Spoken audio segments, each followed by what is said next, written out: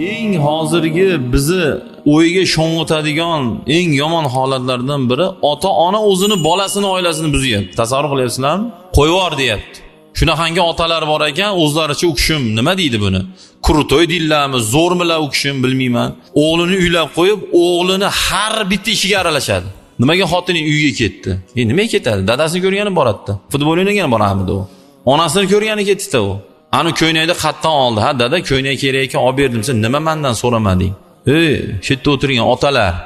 Shu yerda yo'q bo'lib turib, eshitasiz xudo xolasa bu gaplarni. O'shuna otalar o'zicha. Siz u bolaga xo'jayinchilik deganda uni chegarasi bor, uni me'yori bo'ladi uni. Me'yordan o'tsangiz gunohkor bo'lasiz. O'g'ilni uyladingmi, uni xotinimi? O'libdi xotiniga xo'jayinchilik qila olmas. Ha, xotini bilan, masalan, o'tgan juma aytdimmikin, o'sha qiz yosh 18, 19, 20, 22 xullas va hokazo. Shu yoshdagi bittasi qizini bizni o'g'limizga berdi. Bu o'sha qiz eri bilan bir qanaqadir xursand bo'lib yashagisi keladimi?